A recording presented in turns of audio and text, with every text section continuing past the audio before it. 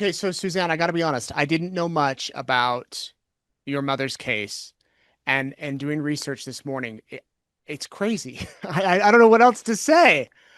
Uh, Funny, because meeting with you, I was like, I think I only have 30 minutes or an hour. How am I supposed to explain this case in I- 30 minutes or an we hour? could do 30 days, I guess, but yeah, I want to go back to the beginning because 1976, right? Is that when your mom disappeared? Correct. Okay, so why don't you just start us there? How old were you? What was life like? My sister and I were living with my mom and dad in Lewiston, Idaho in 76. She was just going to turn 5 in October, and I was just going to turn 3 in November. So we always say we were 3 and 5, but that's just because months happened, and then we turned 3 and 5. My mom and dad had been married for a couple of years. My father was an older, divorced man who owned his own business, and my mother was the babysitter for his previous girlfriend who had lived at the house with him. That's how they met, was she was babysitting for those kids. When mom got married, she decided she wanted to go back to school and do things to better her life. They had actually separated that spring, so she was going to college to actually care for us. She was at college classes the night of August 31st, so she took us to Grandma and Grandpa's house up in the orchards to go stay while mom was in class. She shows up at about 10 or 11 o'clock, picks us up, goes home, and is never seen again. Nobody thought to ask me or my sister what had happened that night because they just figured we were too small. And unfortunately, I heard the fight that night. So we were put to sleep downstairs, which is unusual because our bedroom's upstairs. So I was already aware something's not right, right? You're kind of on edge of like, why are we going down here? I don't want to sleep down in the basement. My bedroom's over there. I Yeah. heard crashing noises, loud sounds. I snuck up the stairs to go see what was happening, and I just remember being paralyzed watching my mother and father hit each other. It wasn't a one-way fight. My mom was Mm. fighting back. And the last thing I remember was him grabbing her by her neck and dragging her out of my sight. I didn't know the words for strangulation. I didn't know the words for dead. I'm 3 years old. All I know was he grabbed and he hid, Hid, hid her, is what I told people. Wow. So do you remember before this, had they had marital issues before? Had they had fights before? I don't remember it because sadly, I was kind of raised to believe that my mother had abandoned us that night. So all I Mm. remember is that moment of her being taken away, and that moment played over and over in my head. I cannot recall prior to that her being this loving, wonderful mother. So when dad told us she doesn't want to be your mom anymore, she's gone, I just immediately was like, wow, it's weird because I know what I saw, but why would my dad lie to me, right? So we actually grew up thinking that she didn't want to be our mom and was never wanted to be around us. Prior to her disappearing, though, I had said she had filed or they had filed for divorce and she got her own place. So she was moving out. She had her own place, lived on her own for several months, and my dad, trying to manipulate her back, decided to go inpatient drug and alcohol treatment for his alcoholism. And when he got out, the court system, not the court system, but the hospital system told her it was her responsibility as a wife to support his sobriety, and she Mm. needed to come home and help him with that. She was gone within 90 days. Oh my gosh. And obviously this is the late 70s. Things are much different today. And you so what? Do you go back to bed and wake up? I know you're only 3, so you might not remember, but then you wake up the next morning and your dad's like, "Sorry, mom's gone." I do absolutely remember this, and it's because I remember him being so mad that I didn't know where my shoes were at because I'm 3 and I'm supposed to be getting my shoes on, and I remember this being like, I'm a little kid. How am I supposed to know where my shoes are at, right? And he's in a big hurry to get us out of the house. The rest of it I can only piece together through police reports. So from that moment, he took us over across the river to Asotin County, where he was helping his girlfriend, the one that he had been dating prior to my mom, helping her move out of state. And I asked that woman, which is documented in a report, are you going to be my new mommy? Because I Mm. don't have one now. Why would a child say that at that age unless that whole car ride over he was explaining to us, you don't have a mom no more, she's not coming back, she doesn't want to be your mother, and I'm immediately advocating, I need a mom. We're 3 and 5 years old, we can't live without a mother. So I obviously knew that she was not coming back. It's not till December of 1976 that I start telling my family why she's not coming back, and that's when I start telling them what happened. Why mom isn't coming back is because dad drug her out and he hit her. hid. I was saying that they hid her, Yeah. and I explained to them this fight that they had, and then when they notified police that I was saying this, my dad shows up, removes me from that family, punches the uncle who's making the statement, and pulls us out of that home. So here we are. I'm spilling my guts out, telling him what's happening, and my dad's like, "You're never going to see him again." So he moved us from there to his family's house instead of her family's. So we were separated from the people that we knew again. So she disappears in August. That's in December when you're telling her family dad hid her. Yeah. So 4 months have passed. In those 4 months, is your dad telling everybody, oh, she left me? Is that the story that she took off, doesn't want anything to do with us? Yes, and in addition to that, he's complaining that the Lewiston Police Department is harassing him over her location. So this is when he hires a hitman to kill the captain of the Lewiston Police Department when he's down in his local bar. He had been going there for years and years, and this bartender liked to brag that he knew people to get rid of people. And so my dad asked him to call those people up and help him get rid of Captain Ayler, who was managing at that time my mother's case or overseeing it. So dad hires a hitman, and that's why dad actually went to prison, was for attempted murder of a policeman, not the disappearance of my mother. And Y- if you've looked at the articles, you see one article on my mom and 100 on my father. Yeah. Yeah. So that's let's go down that road for a minute about your dad hiring the police captain because that's crazy. So he obviously was a little nervous or worried that the police were not just going to take this at face value, that they were digging into it a little bit more. How far along did that plan to kill the captain progress, and how did the cops get onto that aspect of the investigation? Thankfully, the bartender had already heard the news that my mom was missing, and everybody was suspicious that my father was involved. So he notified the Lewiston Police Department. Ralph Otto's in here. His wife is missing. Everybody thinks it's him, and now he's trying to hire a hit. So the Lewiston Police said, "Arrange it. We'll send in one of our officers tomorrow." So an actual cop went in playing the role of a hitman, and my dad's been there his whole life. He'd lived there his entire 44 years at that time. So they said he'll know every cop. Don't send a Lewiston cop. So they got an Idaho State patrolman to drive up from Boise and come play the role of a hitman at a very last minute. Wired him all up in the 70s, and he's supposed to stroll into this bar and get this guy to hire the hit. He did. He paid for the hit. He told him what weapon to use. He told him what his alibi was going to be. After this hit was arranged, he wanted two more people murdered. That's not something an innocent man does who's out claiming that his wife just abandoned his family, right? Why would he do that if he was innocent? Hmm. You wouldn't. So they take him into custody, and I would imagine that they probably originally questioned him about your mom, but then as the pressure turned up with him to tell us where she's at, what'd you do with her? From what I can read from the actual trial, it was really focused on the hitman. They tried to keep Mm, those two cases very separate. right, Occasionally things would come up and they would try to dismiss that because that's not relevant in this case. yeah, So the right. jurors that were convicting him on this attempted murder had no idea, or maybe they did because they're local people, that isn't it kind of suspicious that his wife is missing?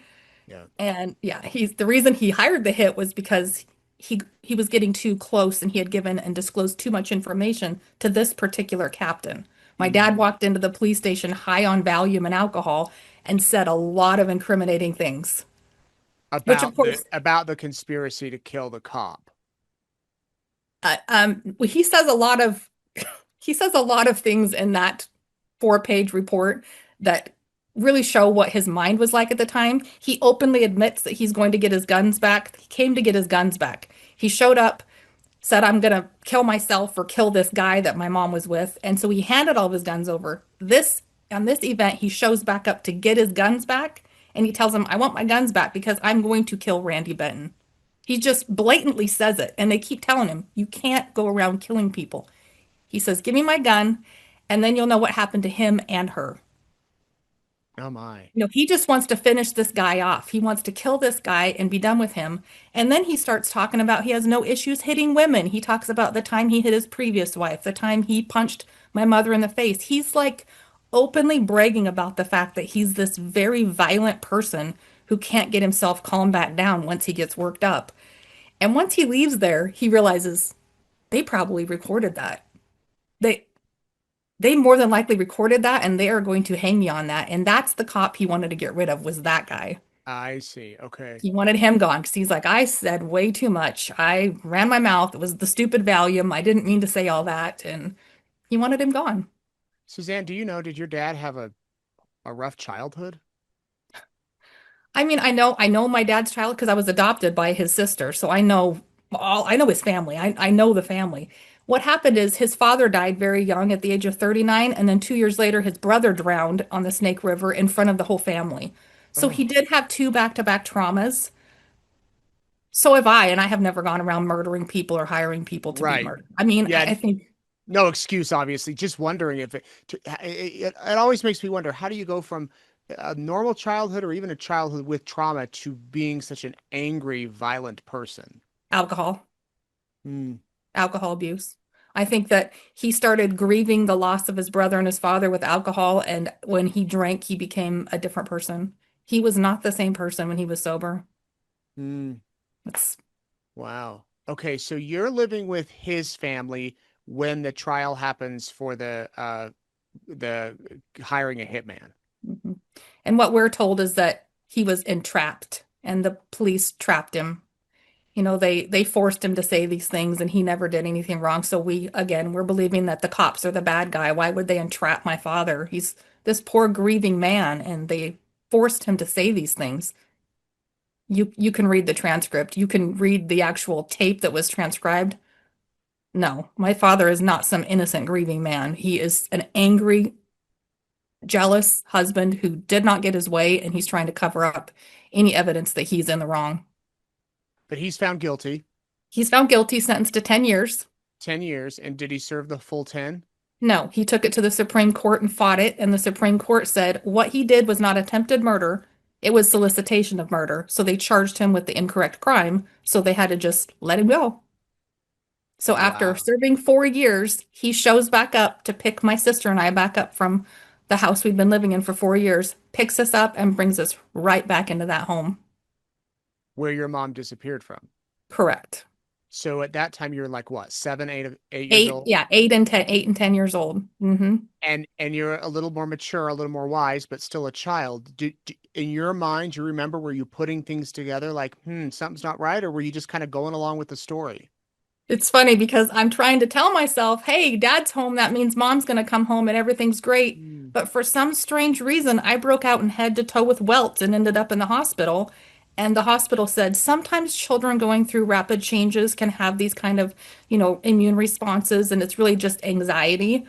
And I'm like, yeah, as an adult now, I wonder why I was anxious. I'm going back into a home where I watched my father murder my mother, and you and no one around me is protecting me. They're all telling me that I just dreamt this terrible event.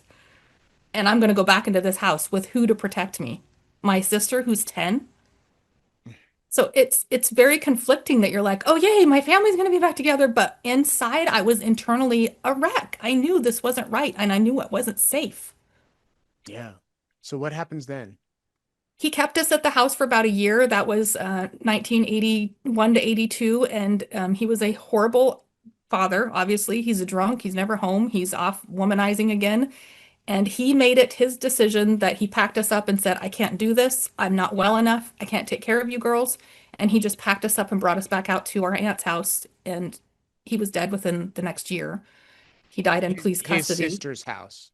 Yeah, we went back to his sister's house where we had been for all that time, and that was my stable home. So happy to go back out to a stable home, but we didn't really understand why Dad couldn't take care of us, And how other did than he that he was die? a drunk. He was arrested for a theft charge in Nez Perce County and then transferred up to Clearwater County, and they said he was too intoxicated to sign his paperwork. He coded in the shower, and they said he had a cardiac arrest. Wow. Mm. And he was gone. He was gone, as well as the skin on his feet and 8 patches of skin all over his body. So it's really weird that you can have a cardiac arrest and your feet fall off, but Wait, what? I'm not joking. I'm not joking. We were How told, did he lose the skin off his feet? I don't know, but I have pictures of it in the autopsy report. They can't explain why he's degloved and why he's missing all these patches of skin all over his feet, but he is. We Oh don't find my. that out till we're adults and we get the autopsy report, and I'm like, that's not a cardiac arrest. his heart stopped because something was causing trauma to his body. You don't just deglove your feet because your heart stops. Something Mm. caused that. So what how do you think he died? I don't even want to get into the conspiracy theories of what I Okay, think, we don't have to, but but I do think that they were trying to get from him, where is she? mm, yeah. Where, how is it that he dies in their custody? And they said he was too drunk to stand up. His blood alcohol is 0.001. He's not drunk. He's been he's been harmed in some way. Mm. That's what And my this thought is. and he's in I can his show you the pictures. You'll be like, this doesn't make any sense. Everybody that's looked at those pictures are like, his feet are gone. I mean, literally gone. He's degloved. They were and inside of his cowboy boots. uh, oh my gosh, this is what he's in his late 40s at this Yeah, point. 48, 48, 49. Yeah, he's, So yeah. you guys are living with your aunt. At what point are people still like looking for your mom? Is there still the word out that she's missing, or does it kind of go quiet? No, I don't think anybody's looking for my mother at this point because you can see in 1976, the Lewiston Tribune ran that one little tiny, like this big of an article saying, hey, we're looking for her. We're not really sure what's going on. Never again was there any kind of community alert, anything saying she's still a missing person. We believe she's endangered. Nothing was ever put out again until 1997 when my sister and I get old enough that we start saying, have everybody forgotten that we have a mother that disappeared? And like, why is nobody talking about this? Why does nobody even mention her name? And the answers that we got were, well, we don't really know what happened, so it was probably just better not to talk about it. But I didn't even have a picture of my mom. I didn't even know what she looked like. Like I had nothing to remind me of my mother. It seemed all very strange. So when we got the police reports, we asked for my mother's and my father's, Natalie and I, my sister, and we go through these. And I've said this many times. I read about 5 pages of the police reports, and I'm like, I did not dream what happened that night. I can Mm, read 5 pages of this, and I can see clearly, even though I'm 19 years old, I can see clearly my father did this. He's responsible. Nobody else other than him is responsible. wow. So you and your sister take it a mission to try to get answers, right? However, And we have different theories. what Natalie's did you do? so I mean, how do you do that when the case is 20 years old and I'm sure there's been a change in leadership at the police departments and prosecution. I mean, you're looking at something that's 2 decades old. yeah. So at that time, we started talking to the witnesses who were in the reports. We went to my dad's friends. We went to go ask the people he had called 2 friends that night to ask for help. And they said, dude, it's late. Call me tomorrow. Guess who never called tomorrow? So we went back to those friends. What was going on? What was dad like after that? Was he searching for her? Did he ever ask you if you'd seen her? You know, we went and did our own investigation. We met with the original police detective. Tom Saline was on it in 1976, and we found him again in like 1998. Found him. He's an older retired guy there in Lewiston. Met with him, talked about the whole case. He insisted our father was responsible. My sister insisted the police department is responsible for their failed efforts. So we are all coming at it from different directions. My thought was she's just going to turn up and we'll find her body and we'll know it was her. She did not leave. I kept trying to insist to my sister she did not leave. That was all a lie. That was what dad sold to us. Does your That's my, sister still think she left? no. This is why I told you that this story is insane. 1997 to 2006, my sister goes up to Orfino, which is where my father had died in 1983. There's a big old beautiful lake up there, Dorshak Lake. Her and her entire family die of carbon monoxide poisoning while they're on the lake in Orfino. What? No, I wish I didn't read that part this morning. no, I wish I could like I have you ever seen Jim Carrey in his Truman Show? You Yes. know, everybody else knows and they're aware of what's going on. I said there have been times that I'm like, seriously, you guys are Had, all in on this, and this is not real, right? has anybody done like a docuseries on this story? Netflix and Unsolved Mysteries were both very interested, and they came back and said they think the story's too old and it won't buy any kind of buy-in from people because it goes on News Nation Dateline and people see 49 years and they dismiss it. They immediately dismiss it because this case is the same as you cover thousands of these, Nate. The husband's always responsible. It just gets old. Mhm. They're like, it's the same old case. Everybody knows. What they don't know is this case would totally be solved, and it is going to be solved all because of community involvement and social media. Social media is going to solve my mother's 49-year-old missing person case because Mm. that's what's brought me here. That's why this case is getting attention, why it's in the limelight is wait, we're getting off though. We're talking about where we're at. Natalie dies. 2006, Natalie dies. Her husband, my only 12-year-old nephew, and my boys were supposed to go. I had two young boys at the time, and I, for some reason, held back and said, "No, I'll take you next weekend." So he asked a neighbor kid, 12-year-old neighbor kid. All four of them died. Oh, oh my gosh. It was foggy, and so my brother-in-law slowed down on the lake, and that caused the fog to push the jet fumes of the boat down. And while they were driving, they just were overcome with carbon monoxide, and they all died As they're in the boat as riding they're in the along. boat driving along. The Coast Guard came in, CBS News came in. This was front page all over. This never happens. People don't die driving in a boat. He had to have done something wrong. He didn't do anything wrong. The Coast Guard just said it's a perfect storm. Fog causes the condensation, push the gas down. They didn't know what was happening. They're in an open boat, just driving along in a jet boat. You become Unbelievable. confused Okay, and so die. let me ask you, how did you take that news? That would have had to be crushing. That is really, really hard for people to understand because if you've lost a sibling, they're like, yeah, I've lost a brother, I've lost a sister. She was my world. She Mm. was my mother. She was my father. She was my protector. She was not just my sister. She was everything to me. I didn't take it well. I was in denial. I said that she's not in the casket. I said that this is all just a big hoax, that Natalie got close to finding out something, maybe this case with my dad and, police brutality. I don't know. I thought maybe she found something and they had to silence her and that she was off in witness protection. She's not really dead. Oh man. So Yeah, you I guys, don't. before she passed, during that what 8, 10 years, are you guys consistently working? Trying. You obviously you got the Yes. police reports, you got the Yeah. document. You're trying to put together the case. We have our own files. We have our own, interview statements that we did. We had called and gotten a forensic update of what she might have looked like that time. We were doing all of our own stuff at that time and had a huge case file. But when Natalie died, I said, I just can't even touch that right now. Can somebody else please take it? I have to empty this entire house. My Hmm. sister's whole house. So I said, can somebody else please take this? I don't want to deal with it.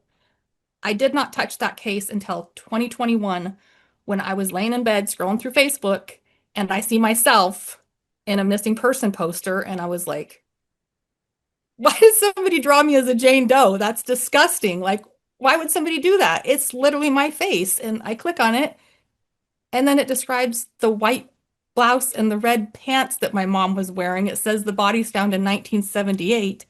It says she has blonde hair, that she's 5'3", and I'm like, wait a minute.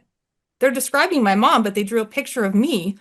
Why would they draw a picture of me? I've never been told I look like my mother. I Hmm. honestly, in my mind, her face is just not even anywhere near mine. And I'm thinking, is this, wait, is this her? This is her and she looks like me or I look like her. And, but where is this case? What is this? How could this possibly be in 2021 that this lady's And getting a face? and this is just in your Facebook feed. You're just scrolling, and it's right Fully there. scrolling through Facebook, Pacific Northwest for the missing is the page, and I reach out to them and say, "This is me. This is the Jane Doe that you guys drew, and this is my missing mom. What am I missing, right? Like, how is this possible? How would we miss this? She's literally wearing the same clothes that my mother was wearing the night she disappeared in 1976. Red slacks and a white sleeveless blouse.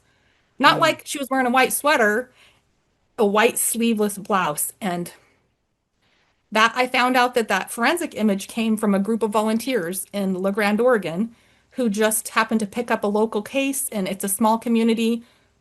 You're in southern Idaho, right? Yeah, Eastern Idaho. Eastern Idaho. So I mean, La Grande is kind of a big city, but La Grande only had one unidentified Jane Doe, one Hmm. case, and this little group picked it up and said, "What? We have a Jane Doe here in La Grande. Let's advocate for her." They were able to get the whole case file, which is 44 pages long, a case file for a 40, homicide. 44 pages. 44 Wow. pages that included the photographs and the autopsy.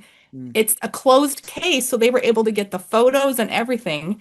And they sent those photos to a forensic anthropologist. His name's Anthony Redgrave at Redgrave Research. And he used what they know and used the photos of the skull. And that's how he created my face. Oh my gosh. And when he realizes, what? So wait, why did they close the case? That's a great question. Why would Oregon have a case that's 12 years old and they say, we don't know who she is, who buried her in the woods? Nobody ever came back to claim her. Close the case, destroy the evidence. 1990. And this is the first you're hearing about it in 2021. It's the first I'm seeing the face, but it's Seeing the face. not the first time I'm hearing the case, which Right, is right, right, right, right. interesting. Because in 1978, my grandparents told us they're pretty sure that they found your mom in Oregon and we're flying over to Oregon to go look at her right now. And grandma and grandpa came back in 1978 and said, the body's wearing the same clothes. Like, it's got to be her. They're going to do the forensic dental examination, whatever. And in 1 week, they found out that, oh, the dentals don't match, so it's not her. So we had already heard of the red pants doe in Oregon because we knew that my grandparents flew over there and looked at the clothes. So we were very familiar with this case. So was it her and they just lied? Or There's was no it someone there's else? no evidence of who she is because Oregon cremated her in 1990, did not take an x-ray of her, did not keep DNA of her. So there is nothing other than these autopsy photos and the 44-page report for this case at all. The clothes are gone. They can't find them. The body, they send it off to be cremated. This is where it also gets weird. Oregon at the time did not have a crematorium, so LeGrand sent her to the nearest place. One of the papers in the file shows that she was sent to Walla Walla, Washington in 1999. No, 1990. She was sent to Walla Walla in 1990. I left Idaho and moved to Walla Walla in 1999 Hmm. for my first job here. I was leaving Idaho, moving here, came in 1999, ended up getting a divorce, met a new man who's local and remarried. And this is where it gets super crazy, where people say this absolutely cannot be. Yeah, okay. This is what I read this morning, but Now, you're lying now in that bed, right? I'm Go. lying in bed with my husband, and he already thinks I'm crazy because I see the Jane Doe poster, and he's like, why would anybody draw you? Oh, that is weird. He's like, that is weird, right?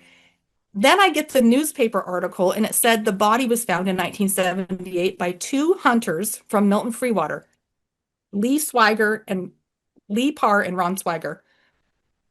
Lee is my husband's grandfather, and Milton Freewater is a tiny town of like 4,000 people, right 15 minutes away from us. And I said to him, did your grandpa ever mention finding a body when they're out? And he's like, now you sound really crazy. Right? I mean, I really sound crazy. And I hand him the newspaper article, and he's like, what the hell? Wait, what? There cannot be two Lee Pars in Milton Freewater. Right. And I'm like, well, your grandpa died in 2007, but I can ask your dad. He works up here at the prison. He's an officer at the prison. I call my father-in-law. Did grandpa ever mention finding a body in 1978? And my father-in-law says, that's not something you ever forget. Right. Let me tell you what it felt like as you're walking down the trail and you see a human skull sticking up, a jaw laying over here, and boots crisscrossed. And I have those photos of the crime scene that Mel had given me. I'm looking at the photos. He's describing how the jaw's laying over here, the head's up, and the boots are crisscrossed. And I'm like, wait, how were you there? I don't understand. Like, why would my father-in-law be there? He said it was several families camping and they all had their kids. It wasn't the men that found the body, it was these kids Oh my gosh. that found the remains. And I was like, So so uh, just so we're clear, your husband's family found what is likely your mom's missing body before my husband was even born to make it before more he was even confusing. born and before you were married, all that. Decade before we were married. We didn't get married till 2010. This is in 1978. Unbelievable. Right, completely unbelievable. So I'm like, there is no way. There's no way that the forensic artist drew this face and it's me. There is no way that I left Idaho and of all places, I end up here where she is also sent to be Hmm. here.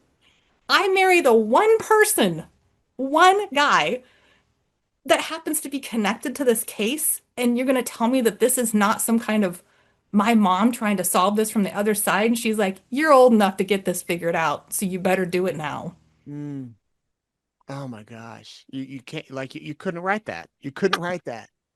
It's like, So you realize this with your husband. You realize this with the Jane Doe poster. What do you do from there? we immediately contacted the forensic anthropologist to find out was he aware of my mom's case and kind of like, manipulated the photo or anything. He'd never even heard of my mom's case. He's a Massachusetts forensic anthropologist who was just given the photos. So he's like, no, absolutely not. But the likeness between me and the doe and my mom, he said it is extremely strong, and I need to call the Oregon State anthropologist and speak to her directly. So Anthony calls Oregon and explains what happened. Oregon says, well, that's great and all, but that's all circumstantial. So without DNA, we can't prove anything. Mm. And And she's gone, so do you have any DNA from before she was cremated? no. So what we did do is track down a box of unclaimed cremains here in Walla Walla because we don't have any missing Jane or John Does that were discovered in the last 100 years. What they do have is a box of remains that's labeled miscellaneous cremains, and the order going out was miscellaneous remains because it was suspected that she was pregnant at the time that they discovered her buried in the woods. Oh my. So it makes sense that they would call her miscellaneous remains because it's a woman and part of a baby's skull or part small bones that they found. Hmm. Um, Oregon also, unfortunately, did not do a death certificate. Mm. So there's no death certificate on her. There is no x-ray on her jaw before they cremated her. There was no official Oregon dental examination. From the case, you can read that a decade later, the FBI reaches out to Oregon and says, hey, we're still waiting on the dentals for that doe that you have. And you can see that they recreated the record based off what they knew. And it is my theory, and I can show this through documentation, that another doe had been found a month earlier, and he used that record to fill in her record. And it's extremely extensive with like 13 different fillings and unerupted wisdom teeth. And that's what he writes on the chart, but it's negated in the photos. You can see her wisdom teeth in the photos, and you can see her clear teeth. So the chart that they have matches this first doe, doesn't even match the second doe. And Oregon's like, well, without an x-ray and without DNA, there's nothing we can do. It's all just circumstantial. Mm. Jeez. So, I mean, do you feel any sense of closure? I feel like I'm 99.9% certain that this was my mother and that she never left me, because if she was found in different clothes, it would have been this question of how long had she been out there. Grandma and Grandpa saw her in the red pants and the white blouse. She literally went from home to a grave, and I believe Mm. my father's the one that put her there. So closure, in a way, you feel this like for the first time in my life. I'm not looking in every crowd and seeing is that a face I recognize. I'm not doing that anymore, and I believe it's because I know in my heart he did what I saw that night. This is the answer that I need, but it's just extremely frustrating to get this far and be told that without DNA, which they didn't have in 1978, they would have just identified her by her clothes, Hmm. that I'm left and her family is left. She still has living siblings. We're left with no answers. Just the hope. And why can't you just accept that? Yeah. So let me see, Suzanne, I guess from the time from when she vanished to when she was actually found, how long was that? 2 years. Just 2 years, but yet Yeah, you didn't almost know. almost to the date. Almost to the date, 2 years. So her body wouldn't have been, completely, it would have been somewhat intact, I would imagine. There was some flesh on the knees, and there was still hair on the head, but because of the acidity in the Eastern Oregon forest, the acidity, it does decompose the body pretty quickly. But Mm. you could see her hair on in some of the photos of the skull, and you can see her wavy, light brown, blondish hair, and it would have been a ton of DNA on that body. It's also interesting that when Rob said the boots were crisscrossed, sticking up in the air, it's interesting that she's wearing these men's boots. They look like hiking boots. And I believe those threw my grandparents off because my mom would never wear something like that. She was very classy and a very well-dressed person. However, if my father got her body out there and he was going to go with the whole theory of she ran off, she needed to have shoes on. Mm. And I think he was manipulative enough to say, if I put the shoes on, it may look like she left on her own. Days after my mother disappeared, family members are called to my dad's house and he's wandering around the yard, shoeless, completely confused and hallucinating in the backyard. Mm. That seems like a weird coincidence that he's shoeless. Shoeless. His boots are Shoeless. gone. His boots are gone. Where are they? Wow. Yeah, but it's just a lot of circumstantial evidence. And, my testimony means nothing because I was 3 and nobody officially was able to speak with me. Yeah. Um, every witness and every person we interviewed gave me the 100% closure that my father was responsible and everything he did from the day after that pointed to his guilt. But no one wanted to break me and my sister's heart and say, your dad's a murderer. Yeah.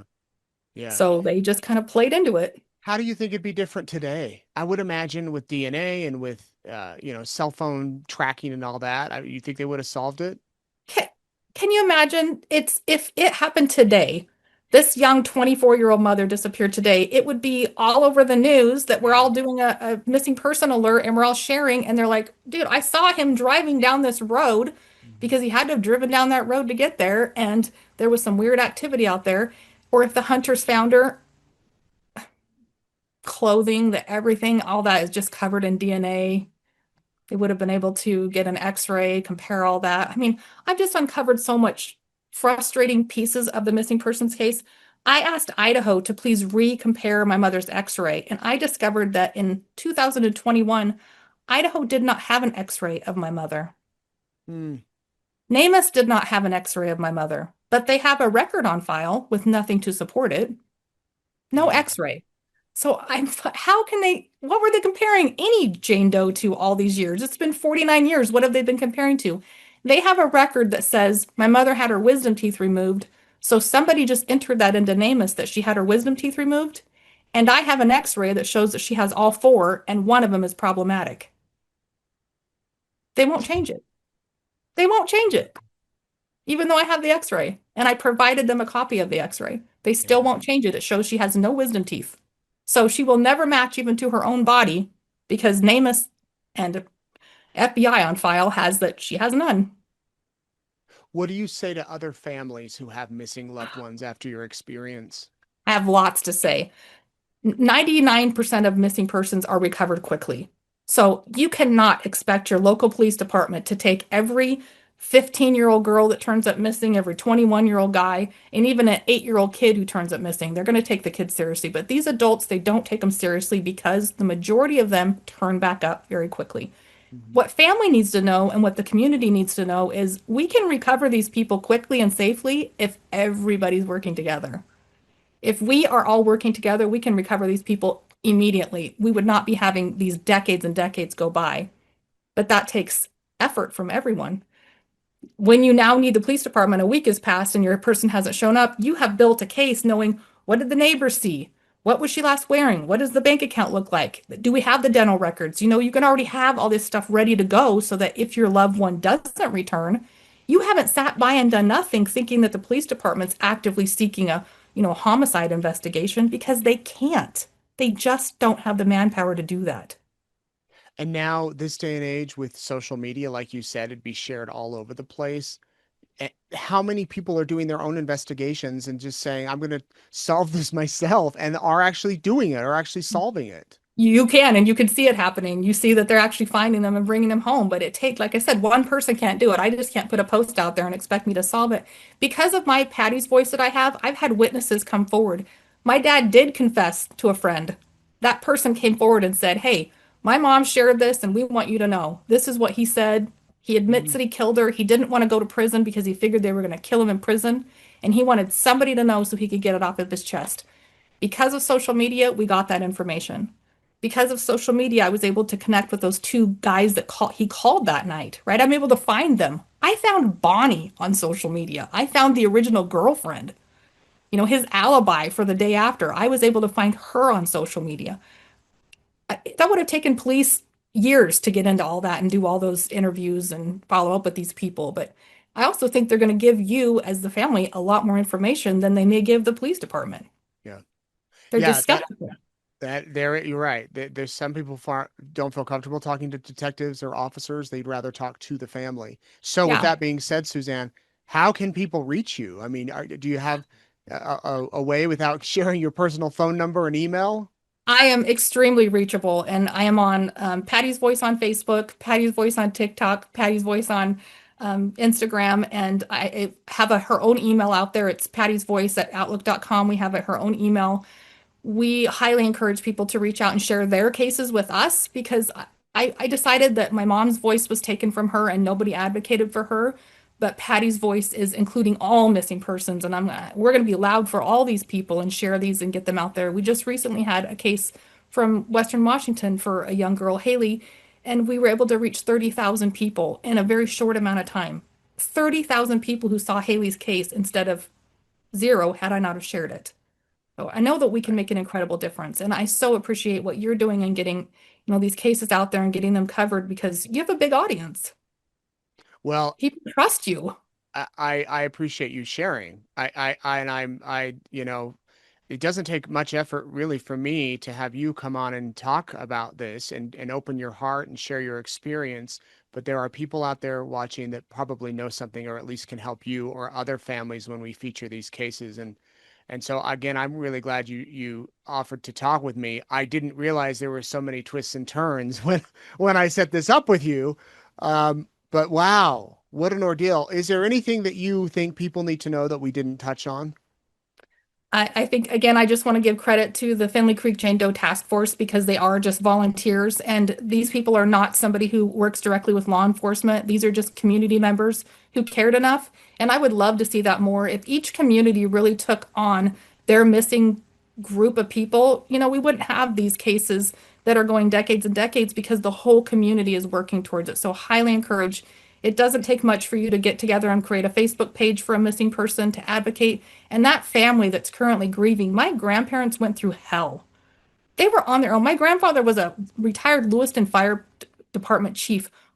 Why was he just left alone in this investigation? He's just waiting for them to find a body. And who's advocating for her? He thinks the police department's doing it, and the community's like, well, we're just waiting to find a body. Nobody was doing anything. Nobody was actively searching and getting her story out there. There's many people in Lewiston that don't know my mother's case.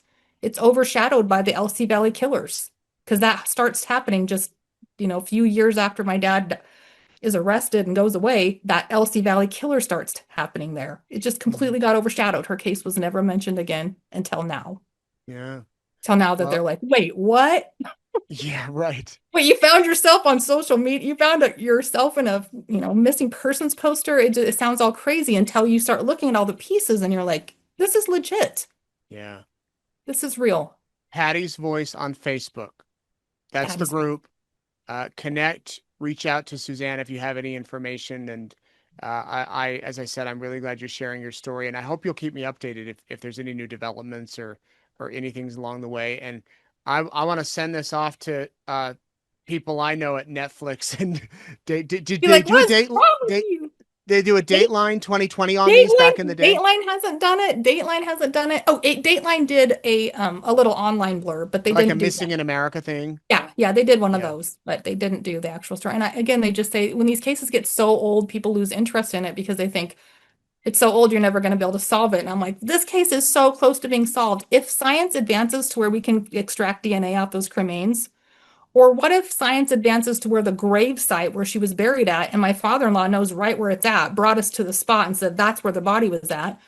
What if her DNA is all through that forest? Is there going to be science that eventually lets us pull the tree and say there was a decomposing human here at some point and And it was she's her. got the same DNA as me? Yeah. I'm not going to give Well, up. throughout this, what a series of obstacles in your life, Suzanne, too. So I admire you and your dedication for going through tragedy after tragedy after tragedy and still keeping it alive. I see the pictures behind you. Um, Ah, what's the one on the left? it says I stand for Patty. I stand for That, Patty. that Okay. and that the big one is she had gotten her driver's license renewed just days before she disappeared, and that was the Mm, original photo that they used for her missing person, the flyer. Right. One thing that I do need too is I have not been able to locate the actual all points bulletin for when she was considered missing.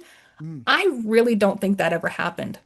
I don't think an APB ever went out to be on the alert for her. I think that was another lapse in the system. But if somebody could come up with that to show me, I have the APB for the Jane Does. I have both of those. When those bodies were found, I have the all points bulletin for both bodies.